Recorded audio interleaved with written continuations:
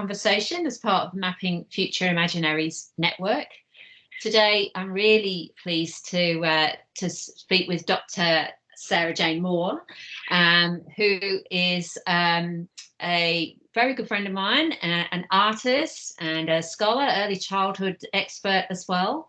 And perhaps, Sarah Jane, you might like to say something about yourself too. Thank you. I'd like to acknowledge that I'm on Aboriginal lands. I'm under Aboriginal skies. I acknowledge rivers, estuaries, the mountain behind me, Timtimili, Mananya in front of me, and I'd like to acknowledge the Muwinina peoples of this beautiful island of Lutruwita, Troana, on which I live, learn and love and nourish. Southeast Nation, the Nuanoni people. I honour them. I commit to nourishing the elders that are to come, and I commit to working in friendship with all the participants who are listening today and working in a spirit of reconciliation and conciliation between our families, our works, our trajectories, and our interrelated stories and friendships. Thanks, Sarah Jane. It's lovely to have you join the conversation today. And we're going to do two things, I hope. One is I'm going to ask you a question, which I ask everyone at the start of our conversations. And then we'll talk a bit more about projects and works that you're involved with at the moment. But the first thing is to ask you to talk perhaps about speculations, your ideas on speculations to come in the world and how that's perhaps explored in your work. Thank you. I love the notion of speculating. I love that imaginary, that matrix, that map, that understanding that we all are having conversations about it, and we'll spin them out in different ways according to our research ideas, trajectories, and thoughts and feelings as artists, scholars, and researchers.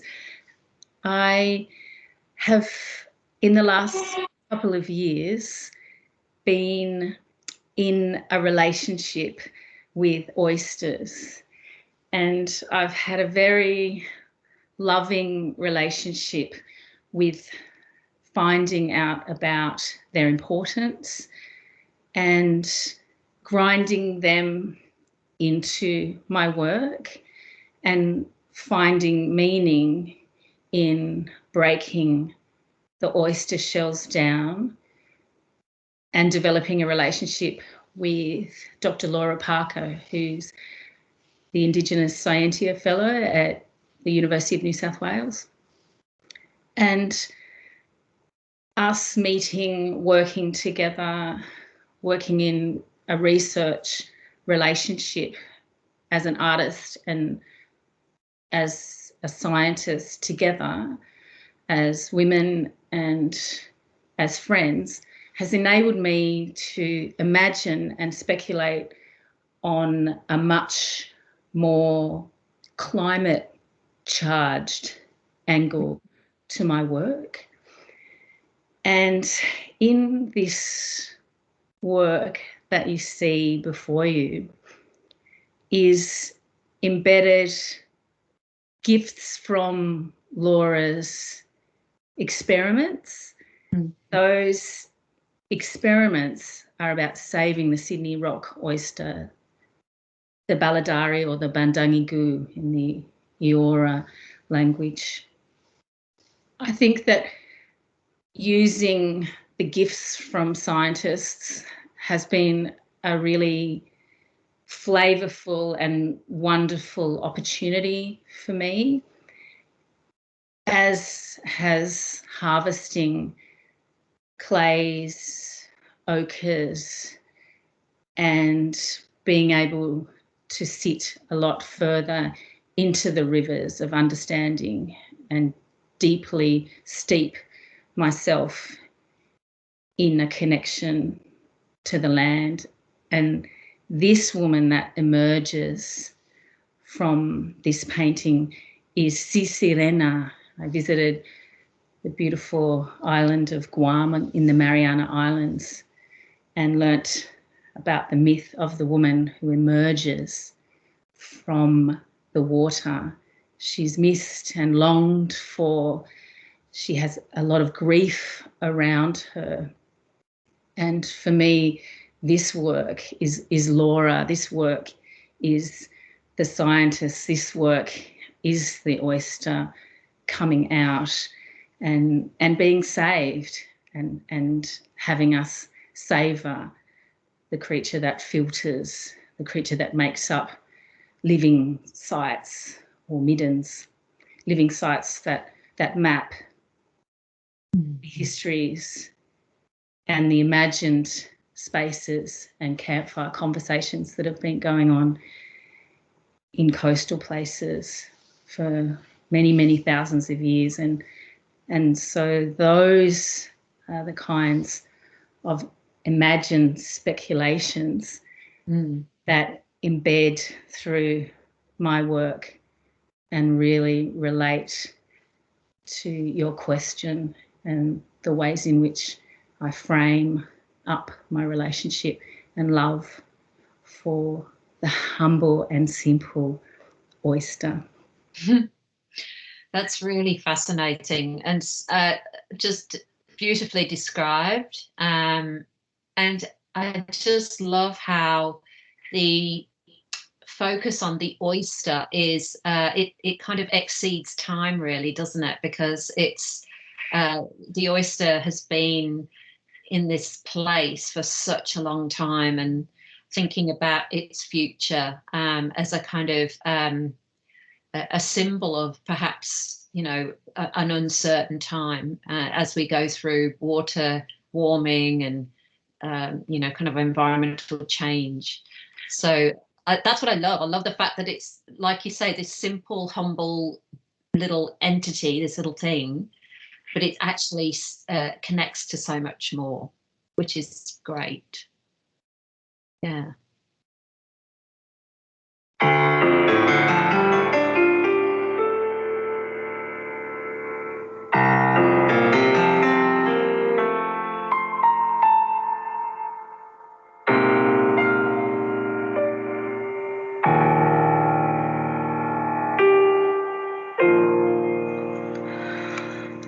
I know why the cage bird sings.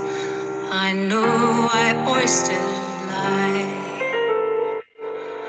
I know where the cold wind blows, the stories they survive.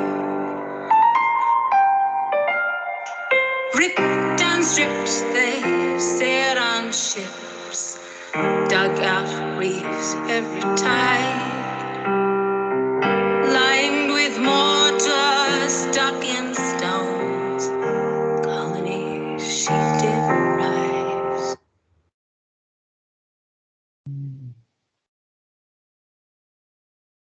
Stunning. Do you want to say anything about that beautiful piece of music?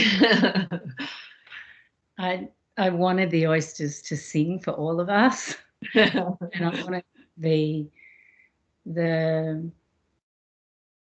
speaking of us together and your words and my words to come together, because I think that my work is a very collective and interrelated way of expressing imagined speculations, futures, hopes. And this piece has embedded in its Tasmanian oak wood frame the mutton bird oil, that beautiful symbol of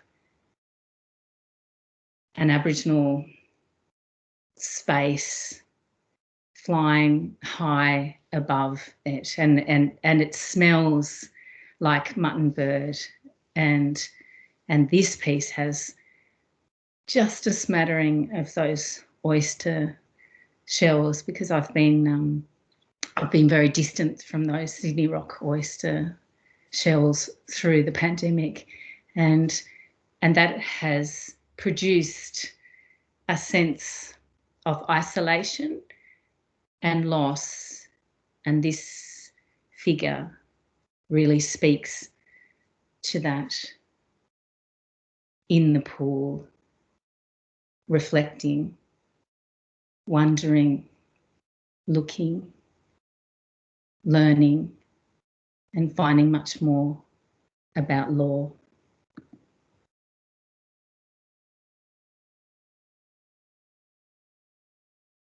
This looks great. And so my new work is a much more tangible offering of a children's book.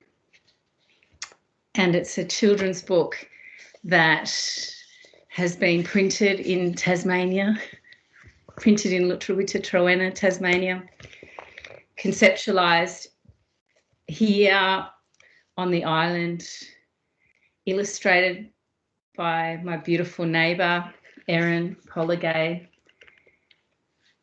And it came out of being locked down here and meeting and working, and Erin saying to me, I've always wanted to do a children's book. And I thought, I've done one before. Let's do another one. So this is my work, River Business, and I'm really proud of this work in particular because I've self-published it, which means I have controlled every aspect of its making. And for me, that's been really important.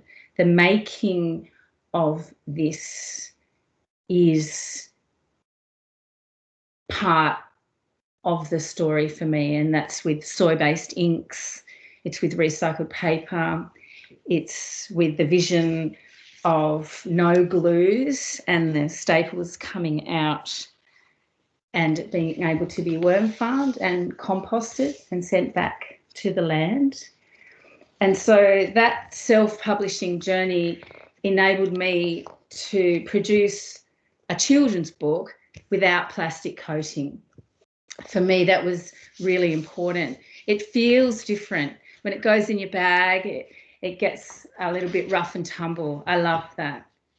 I love that. And I love the notion of the tracking. I love the notion of the font being as dyslexic friendly as possible, to be really as inclusive as possible. I love the notion that I've been able to create a book that's non-gendered on grey paper for children without primary colours. Very magical and evocative and smoky light. For me, winters in Lutruwita, Tasmania, are dark and soft and full of wonder and full of the moon, which in this illustration is always imagined. The moon has a strong sense of pull for this river business. It starts from the cover, and the pull of the moon pulls the creatures into self-reflection and friendship and discovery, discovering the kanikung, discovering the summer fruit, that Aboriginal communities have been sharing and eating and working with as a medicine for years and years and years. These creatures, this threatened bettong meets a friend, a bunny, a very different creature from itself. But together they discover the luminescence in the water, the view, the luminescence, the play.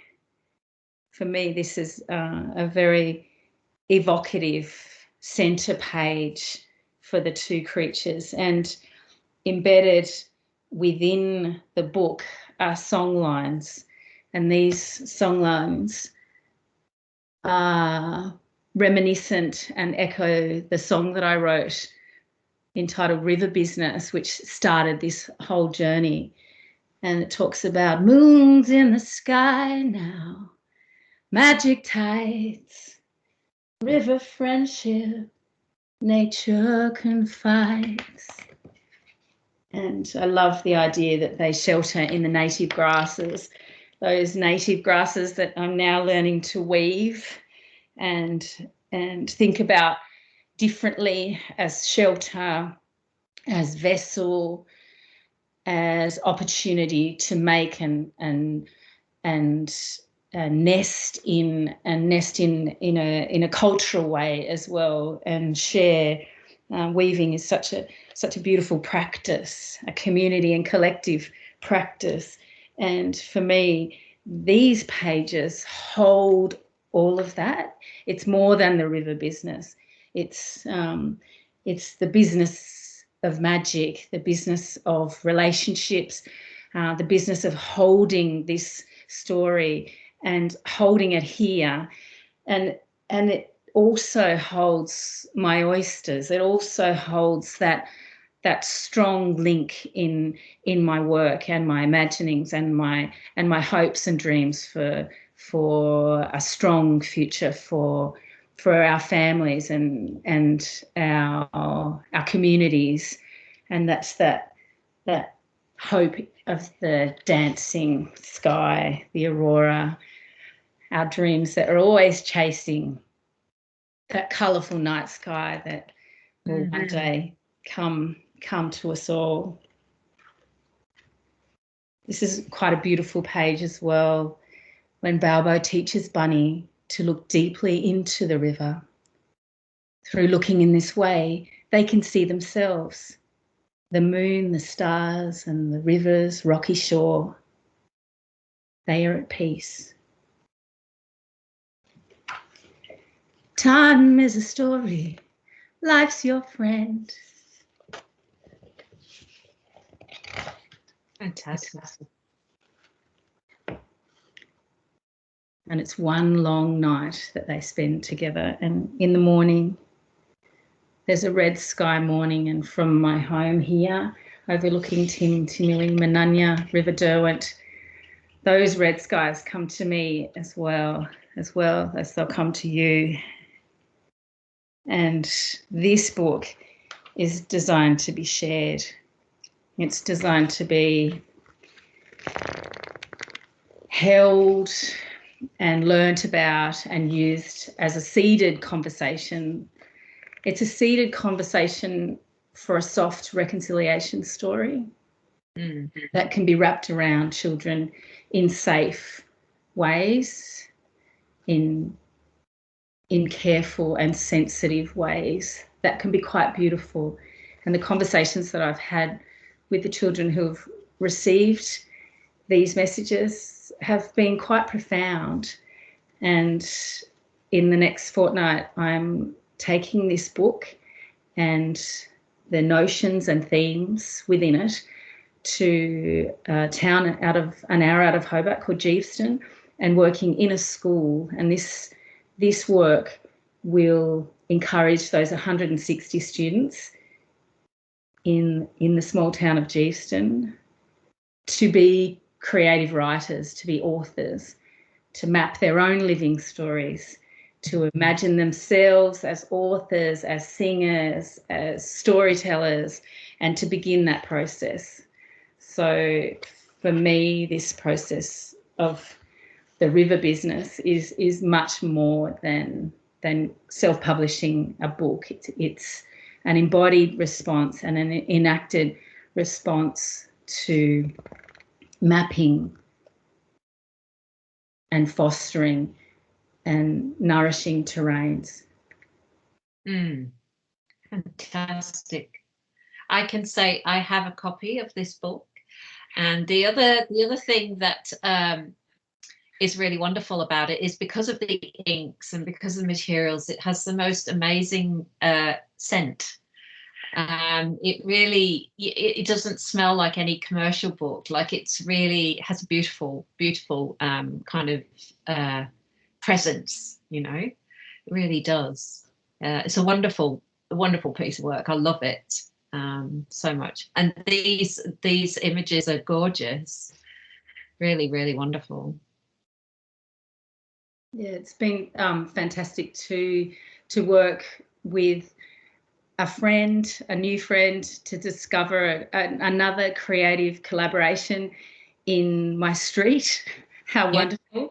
How fabulous has that been for me, to combat that sense of loneliness, COVID, and the loneliness of being cut off from the oysters and my research partners, and the ability to work in the science labs at the University of New South Wales, so that it really does come full circular for me. It really is very interrelated, and I'll continue to map and iterate these living stories, and hopefully this book will sell its 1,000 copies and then be shared around and swapped. And I do like that idea of it having a finite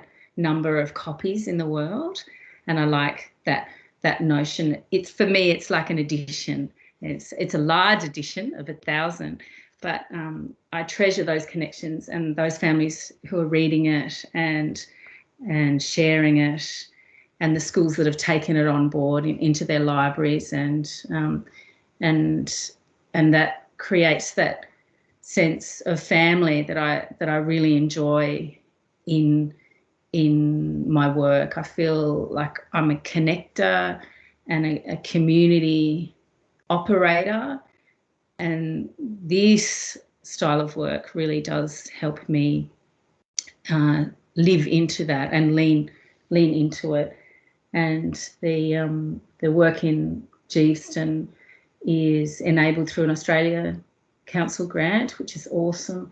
And the Primary English Teachers Association have come up with a fabulous program, a writing program for young people, and have sponsored authors to go to 7 schools all around Australia. So it's really wonderful how your work, when you create it, you're not sure of its life, but it can have many lives and many iterations and many ripples in that river, and so that you can feel that river business coming and ebbing and flowing, and also having a flow down the rivulet over the mountain and down into Geeveston and into a different part that's been really affected by bushfires in the last couple of years, and being quite a community where damage has been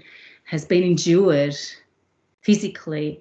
So I really like that notion of coming to talk about healing and nourishing and stories and fun and play, and encouraging children to be creative, young children to be creative. Everyone will get their book and their pencil, and if they can't write, their families may be able to list or draw or map, and that writing will come if we if we really hope and dream for them, that it's important.